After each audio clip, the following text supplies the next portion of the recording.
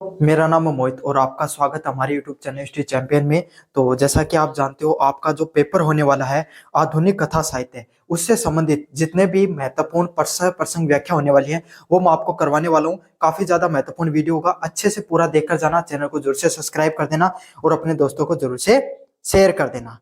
साथ के साथ ये वाली पीडीएफ आपको टेलीग्राम चैनल पे मिल जाएगी। डिस्क्रिप्शन में लिंक दे रहा हूँ टेलीग्राम का। जैसे डिस्क्रिप्शन में देखे लिंक पे आप क्लिक करोगे, आपके सामने इस प्रकार के हमारे यूट्यूब चैनल पे पहुंच जाओ, जो टेलीग्राम चैनल पे पहुंच जाओगे, जहां पर ऊपर लिखा हो यूनिवर्सिटी चैंपियन एमडीसी। इस पे जैसे आप क्लिक करोगे तो आपको नीचे की तरफ आना है।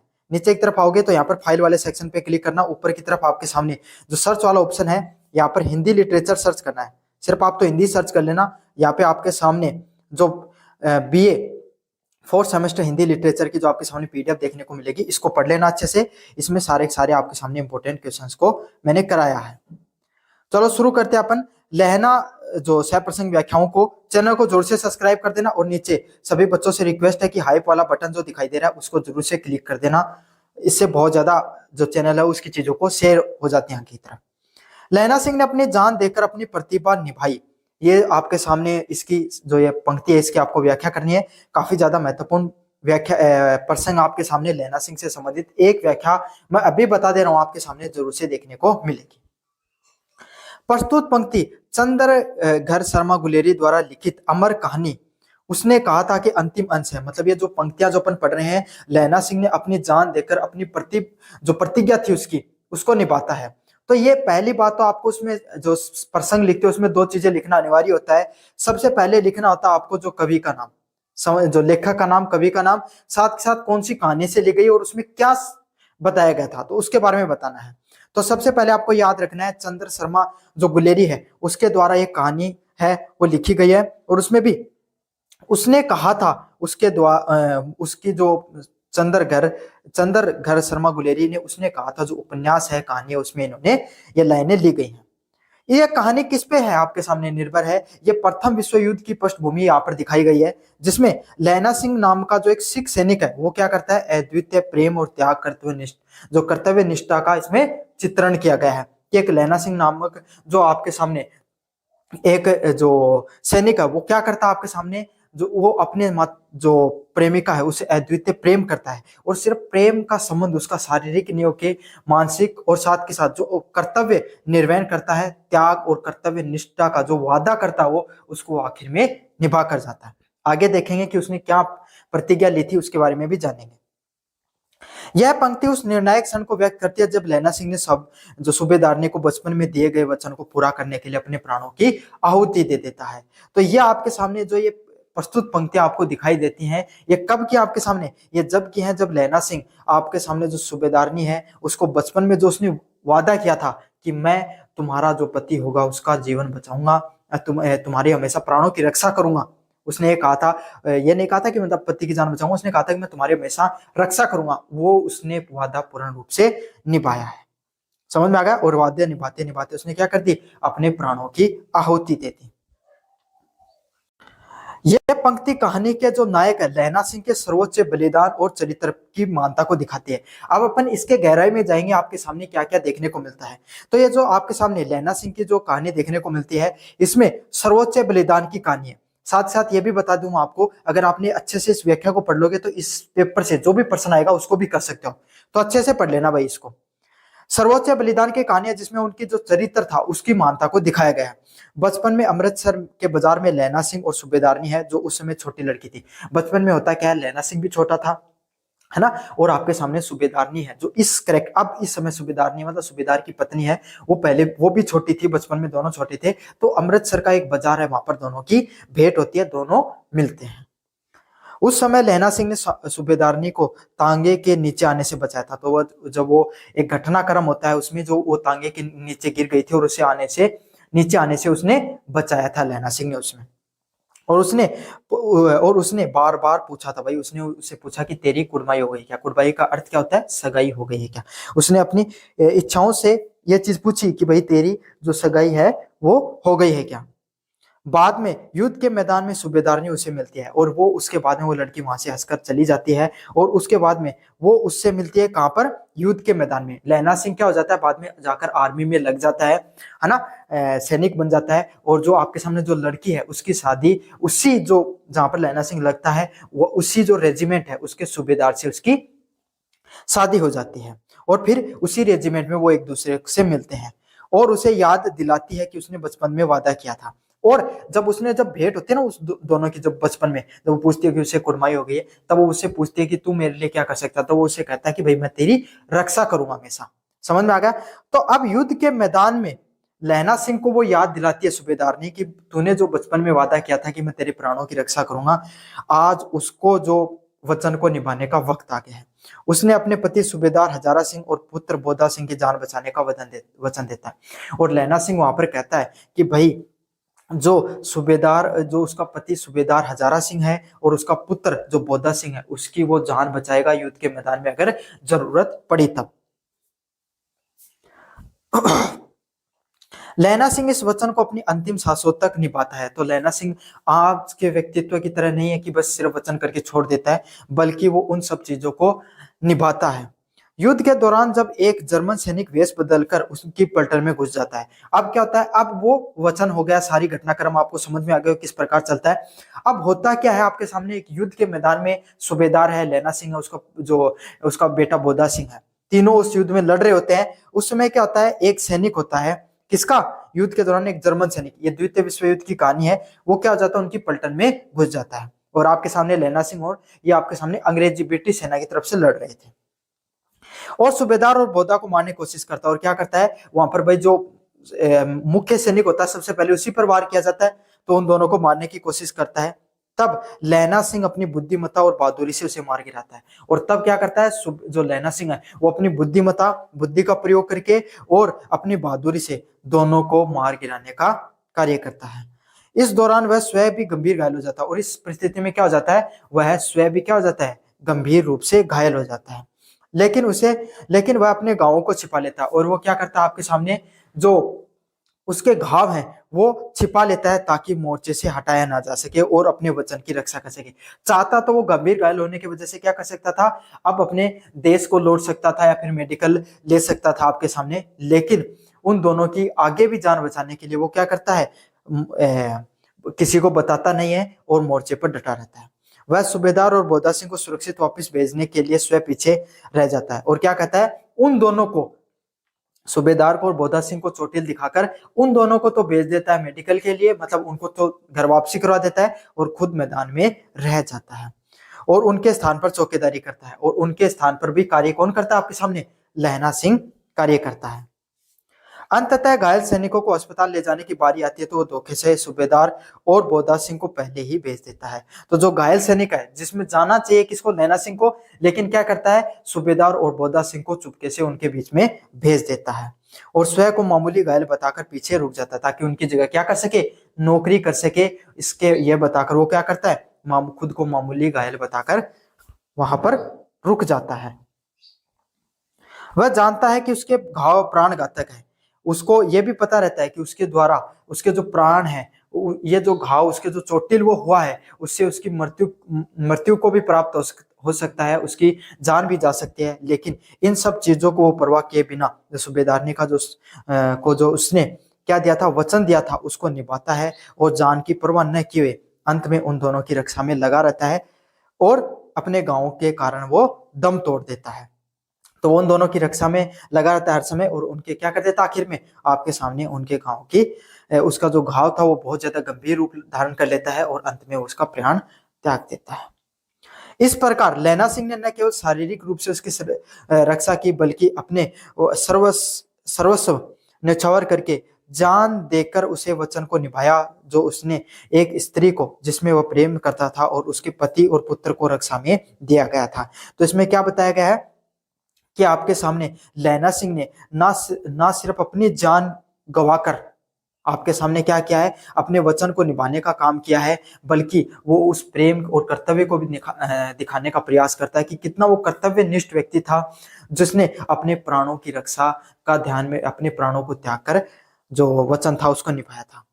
उसके पति और पुत्र की रक्षा को दिया गया वचन निभाता है। उसके अदम्य साहस व निस्वार्थ प्रेम, वचनबद्धता और कर्तव्यपरता का ये क्या है, चरम का उदाहरण है।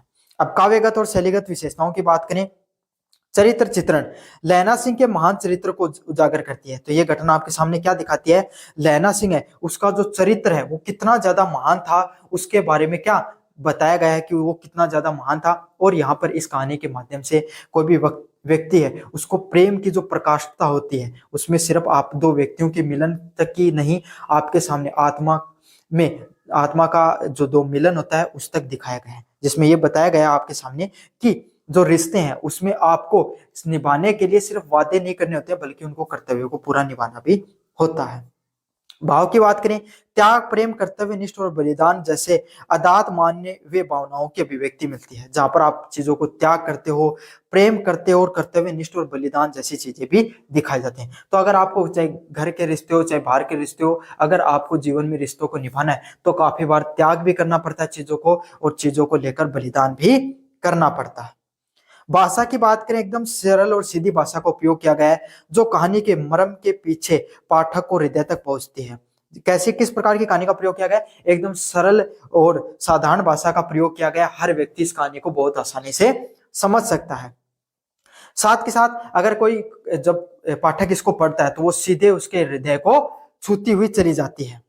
शैली की बात करें, आपके सामने कहानी की मार्मिकता और प्रभाव उत्पादन को बढ़ाती है, साथ साथ क्या करती है, जो कहानी है ये उसकी मार्मिकता को बताती है और प्रभाव को उत्पन्न करने वाली चीजों को बताती है। अगले वाले प्रश्न की तरफ अगर अपन बढ़े, राग दरबारी में शिक्षा, राजनीति और समाज की जो सच्ची तस्वीर है उसको प्रस्तुत किया गया है, उसके बारे में आपको विस्तृत रूप से पढ़ना है, काफी ज्यादा महत्वपूर्ण है आपके सामने। प्रस्तुत अंश श्री लाल शुल्क के जो व्यंग्यात्मक उपन्यास है राग दरबारी से लिया गया है। तो आपके सामने जो ये अगला जो उपन्यास पढ़ते हैं अपन, राग दरबारी, जिसमें शिक्षा, राजनीति और समाज की जो सच्ची तस्वीर को प्रस्तुत किया गया है। आपके सामने लाइनें, इनको सप्रसंग व्याख्या के रूप में पढ़ेंगे। तो प्रसंग की बात करें आपके सामने, सबसे पहले तो ये जो प्रस्तुत अंश किसके द्वारा लिखा गया, अंश श्री लाल शुल्क के द्वारा लिखा गया है। समझ में आ गया आपको। व्यंग्य किस प्रकार की शैली है, व्यंग्यात्मक उपन्यास है, मतलब जहां पर व्यंग्य किया गया है लोगों के ऊपर। और आपके सामने जो उपन्यास है वो कौन सा उपन्यास है, राग दरबारी नामक एक उपन्यास है, उस उपन्यास से लिया गया है। यह उपन्यास शिवपालगंज नामक एक काल्पनिक गांव के माध्यम से स्वतंत्रता के बाद में भारतीय ग्रामीण जीवन की विसंगतियों और खोखलेपन को चित्रण करता है। इसमें क्या बताया गया है, इस उपन्यास में जो शिवपालगंज नामक एक काल्पनिक गांव है, कौन सा गांव है, शिवपालगंज नामक एक जो काल्पनिक गांव देखने को मिलता है, उसमें स्वतंत्रता के बाद में जो ग्रामीण जीवन है उसमें अलग अलग प्रकार की जो विसंगतियां देखने को मिलती हैं, अलग अलग प्रकार की जो कमियां देखने को मिलती हैं, उसको चित्रण करने का बताया गया है। यह पंक्ति उपन्यास के मूल केंद्रित कथा और उसके उद्देश्यों को स्पष्ट करती है। इसमें क्या बताया गया है कि ग्रामीण जीवन में किस किस प्रकार की विसंगतियां पाई जाती हैं, क्योंकि भाई जो उस समय क्या भारत तुरंत क्या आजाद हुआ ही था, उस समय भारतीय जो व्यवस्थाएं थी, राजनीतिक व्यवस्थाएं, उनमें कुछ कमियां थी, उसको कुछ लोग क्या फायदा उठाकर उस कमियों को बहुत ज्यादा फायदा उठाते थे और अपने आप को दबंगाई करके ग्रामीण जीवन में जो अव्यवस्थाएं फैलाने का कार्य करते थे। तो उसके बारे में क्या किया गया, भ्रष्टाचार है आपके सामने, कैसे लोग चुनाव को खोखला बना देते हैं, इन सब चीजों पर बहुत ज्यादा विस्तृत रूप से टिप्पणी की गई। ये उपन्यास मात्र एक कहानी नहीं है बल्कि तत्कालीन समाज की कड़वी सच्चाई के रूप में भी दिखाई देती है। तो ये उपन्यास सिर्फ आपके सामने एक कहानी नहीं है बल्कि भारतीय जो समाज है उसकी एक कड़वी सच्चाई के रूप में भी दिखाया गया है। व्याख्या की बात करें, राग दरबारी उपन्यास का सबसे सटीक व्याख्या प्रस्तुत करता है। तो जो राग दरबारी उपन्यास है वो सबसे ज्यादा जो सटीकता से चीजों को बताता है, ग्रामीण जीवन में किस प्रकार की समस्याओं का सामना करना पड़ता है। श्री लाल शुल्क ने उपन्यास में आदर्शों, मूल्यों के पतन और तीखे यथार्थवादी व्यंग्य को दर्शाया। तो श्री लाल जो है उनके द्वारा जो राग दरबारी उपन्यास है उसमें किस प्रकार के जो आदर्श हैं, मूल्यों हैं, समाज में किस प्रकार से जो हमारे संस्कार हुआ करते थे, जो हमारी नैतिकता हुआ करती थी, वो कैसे समय के साथ गिरती जा रही है, उसका वास्तविक यथार्थवादी क्या चित्रण किया गया है। विस्तृत रूप से पढ़ें, शिक्षा की सच्ची तस्वीर। तो आज के समय जो आपके समय भी हमारे समय क्या है, कॉलेज में बच्चे क्या करते हैं, आप में से लगभग बच्चे कोई 90% ऐसे बच्चे हैं जो आप में जो वीडियो देख रहे हो उसमें कॉलेज में बिल्कुल भी नहीं गए। कमेंट करके बताना कि आप गए थे या नहीं गए थे, रेगुलर नहीं जाते हो, बस परीक्षा से एक दिन पहले पढ़कर क्या कर लेते हैं, आपके सामने पास हो जाते हैं। तो ये तो कुछ इस तरीके की व्यवस्था है कि बस डिग्री बांटने वाला ही काम है। आज के समय हमारे समाज में ये चल रहा है, उसी के बारे में व्यंग्यात्मक देखने को मिलता है। क्या है, उपन्यास में शिवपालगंज में इंटर कॉलेज शिक्षा प्रणाली के खोखलेपन का प्रतीक है। तो वहां पर भी शिवपालगंज एक वहां का गांव है, इस जो राग दरबारी उपन्यास है उसमें उस वहां की जो इंटर कॉलेज है वो भी क्या है, वहां की जो शिक्षा प्रणाली है उसके जो खोखलापन चल रहा है आज के समाज हमारे समाज में, शिक्षा का बस सिर्फ दिखावा मात्र रह गया, उसके बारे में बताया गया है। जहां पढ़ाई लिखाई का कोई महत्व नहीं है, शिक्षक अनुपस्थित रहते हैं और नकल खुलेआम होती है। तो क्या इस प्रकार की जो कॉलेजों में व्यवस्था आज के समय भी देखने को मिलती है? आप कहोगे सर इस समय भी बिल्कुल रहती है इस प्रकार की, कि बच्चे कॉलेजों में सिर्फ पढ़ाई लिखाई के लिए नहीं जाते हैं, बल्कि वहां पर अधिकतर टीचर नहीं आते हैं, बच्चे जाते हैं तो और काफी बार बच्चों का पढ़ने का मन नहीं होता है। और नकल की बात करें तो नकल एकदम खुलेआम चलती रहती है, और प्रधानाचार्य भी भ्रष्ट राजनीति का हिस्सा है। और इन सब सिर्फ जो वहां के व्यवस्था पालक हैं, टीचर हैं, है ना, जो प्रधानाचार्य हैं, आपके सामने जो प्रिंसिपल होते हैं, सब के सब इस व्यवस्थाओं को भ्रष्टाचार में लिप्त करने में लगे हुए हैं, सिर्फ आपके सामने लीपापोती में लगे हुए हैं। उद्देश्यहीनता, शिक्षा का उद्देश्य ज्ञान उत्सर्जन नहीं करके बल्कि डिग्री को प्राप्त करना रह गया है। अब शिक्षा का क्या महत्व रह गया है? बस शिक्षा वास्तविकता में होती क्या थी, ताकि ज्यादा जो ज्ञान है वो ज्यादा से ज्यादा लोगों तक पहुंच सके। लेकिन शिक्षा का उद्देश्य सिर्फ लोगों तक ज्ञान पहुंचाना ही नहीं, बल्कि सिर्फ क्या बन गया, लोगों तक डिग्री बांटना ही उद्देश्य रह गया है। शिक्षा का उद्देश्य सिर्फ लोगों को डिग्री देकर डिग्री देना ही रह गया है, या राजनीति में सक्रिय होना बन गया। तो इस शिवपालगंज में क्या है, आपके सामने व्यवस्था है, यहाँ पर ना तो टीचर आते थे ना कॉलेज आते थे। यहाँ का एक वेद जी नामक एक क्या हुआ करता, प्रधान हुआ करता था, जिसकी एक कॉलेज है जो क्या करता, फ्री में डिग्री बांटता था, जो पैसे दे दो डिग्री ले जाओ, और बदले में वो क्या करता था, जहां पर जो छात्र हुआ करते थे उनको अपनी राजनीतिक फायदे लेने के लिए उपयोग में लेता था। छात्र गुंडागर्दियां चुनाव में व्यस्त रहते थे, और वहां के जो छात्र हैं वो आपके सामने लगभग गुंडागर्दियां, आपके सामने जो छात्र संघ से संबंधित जो चीजें होती है, राजनीति से संबंधित, उन सब चीजों में व्यस्त रहते थे। तो क्या आज के समय भी ये चीजें देखने को मिलती है? हाँ बिल्कुल, आज के समय भी ये सब चीजें देखने को मिलती है। यह भारतीय शिक्षा व्यवस्था की उस दयनीय स्थिति को दर्शाता है जहां शिक्षा केवल एक औपचारिक और राजनीतिक सीढ़ी बन गई है। तो भारतीय शिक्षा व्यवस्था कि आज के समय भी हमारी सामाजिक व्यवस्था में यही देखने को मिलती है। बच्चे सिर्फ, अगर अब तो चुनाव नहीं हो रहे, लेकिन जब से चुनाव होने लग जाएंगे तब देखना बच्चों को सिर्फ राजनीति से मतलब रहता है। बच्चे आते हैं क्या तो लड़ाई दंगों में व्यस्त हो जाते हैं, या फिर किसमें, राजनीति के हिस्से में व्यस्त हो जाते हैं। ये तो थी शिक्षा की सच्ची तस्वीर इस कहानी में। राजनीति की सच्ची तस्वीर क्या बताती है? भ्रष्टाचार और अपराधीकरण। उपन्यास में गांव की राजनीति पूरी तरीके से दूषित और भ्रष्ट हो चुकी है। अगर अपन गहराई से समझें इस सब चीजों को, तो उस गांव की जो राजनीति है वो पूर्ण रूप से क्या हो चुकी है, दूषित हो चुकी है और नष्ट हो चुकी है। वैद जी का परिवार ही गांव की राजनीति का केंद्र है, और अगर अपन ढंग से समझेंगे तो उस गांव में सिर्फ एक ही व्यक्ति है जो पूरे गांव की राजनीति को नियंत्रित करके रखता है, वो वैद जी का परिवार है, जो पूर्ण रूप से गांव की राजनीति को नियंत्रित करता है, जो अपनी दबंगाई, चालाकी और धोखे के सहारे से सरकारी समिति और कॉलेज पर नियंत्रण रखता है। क्या करता है? एक व्यक्ति है, राजनीति में उसी का कंट्रोल है, तो सारा भ्रष्टाचार वही करता है। सरकारी कॉलेज को उसने ले रखा है, कब्जा रखा है, जो इंटर कॉलेज है उसको, वो सरकारी समिति का अध्यक्ष बन के बैठा है। सब चीजों पर क्या उसने अपना कब्जा कर रखा है, और वहां पर भ्रष्टाचार को व्याप्त रूप से फैला रखा है। लोकतंत्र का मखौल, ये चुनाव दिखावा मात्र रह गए। उस जो गांव है शिवपालगंज, वहां पर आपके सामने चुनावों की बात करें तो चुनाव वहां पर क्या है, सिर्फ दिखावा मात्र का ही काम कर रहे हैं,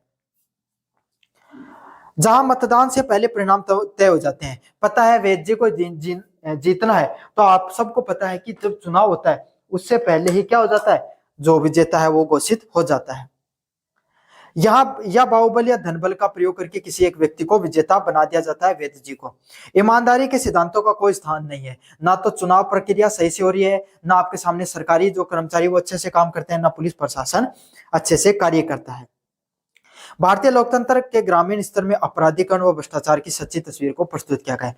तो इस कहानी को जब आप विस्तार से पढ़ते हो तो आपको पता चलता है कि किस प्रकार से भारतीय समाज में जो लोकतंत्र है और चुनाव है उसको, उस जो अब तो बहुत सही होने लगे अपने यहाँ पर चुनाव, लेकिन जिस समय आजाद हुआ था तब ये समस्याएं आमतौर पर देखने को मिलती थी। अगले वाला पॉइंट है समाज की सच्ची तस्वीर। नैतिक पतन। उपन्यास में भारतीय ग्रामीण समाज के नैतिक पतन को बड़ी सूक्ष्मता से दर्शाया गया है। मतलब जो ये उपन्यास है इसमें जो भारतीय समाज है उसमें जो नैतिक पतन है उसको बहुत ही सूक्ष्मता से और गहराई से दर्शाया गया है। ईमानदारी, सच्चाई व परोपकार जैसे मूल्यों का अभाव है और इन सब व्यवस्थाओं में जो सच्चाई है, परोपकार है और जो मूल्य है उसका अभाव देखने को मिलता है। क्यों? क्योंकि भाई कोई भी व्यक्ति है इस गांव में, सब भ्रष्टाचार करने पे लगे हुए हैं, सब वैद्य जी के आसपास घूमते हैं ताकि उनको भी थोड़ा सा फायदा मिल जाए। सभी लोग अपने स्वार्थ प्राप्ति में किसी को जो मौका मिलता है वो स्वार्थ को पूर्ण करने पर लगा रहता है। हर व्यक्ति अपने स्वार्थ में लिप्त है और हर व्यक्ति को अगर आप गहराई से समझो तो हर व्यक्ति किसी ना किसी अपने स्वार्थ को पूर्ण करने में लगा रहता है और दूसरे को शोषण करने को तत्पर रहता है और दूसरे को क्या समझते हैं, दूसरे का किसी न किसी प्रकार से शोषण कर लिया जाए उसमें व्यक्त रहते हैं। लाचारी और विडंबना। गरीब किसान, छोटे व्यापारी और आम नागरिक वेद जी जैसे सत्ताधारी लोगों के सामने लाचार हैं। अगर कोई व्यक्ति उनके खिलाफ अगर बात भी उठाने का प्रयास करता है तो वो भी क्या आपके सामने जो उस गांव के जो गरीब किसान हैं, छोटे व्यापारी हैं और आम नागरिक हैं, वो वेद जी जैसे व्यक्ति हैं उनसे वैसे ही पहले से ही परेशान है। न्याय व्यवस्था भी भ्रष्ट है और वहां की न्याय व्यवस्थाओं की बात करें वो भी पूर्ण रूप से आपको कैसी दिखाई देती है, भ्रष्ट न्याय व्यवस्था दिखाई देती है, जहां पर मुकदमे और सच्चाई की नहीं बल्कि पैसे की जीत होती है। और वहां पर जीत किस प्रकार से होती है, पैसा है तो आपकी जीत है, पैसा नहीं है तो आपको बिल्कुल भी कोई कदर नहीं है, कोई आपका महत्व नहीं है। यह उस सामाजिक विडंबना को दर्शाता है जहां व्यक्ति अपनी बर्बादी में भी सुख खोजने लगता है। मतलब भ्रष्टाचार इतना व्याप्त और लिप्त हो चुका है कि लोग उस भ्रष्टाचार के साथ जीवन जीना ही सुखी मानने लगे हैं। शहरीकरण का प्रभाव भी देखने को मिलता है।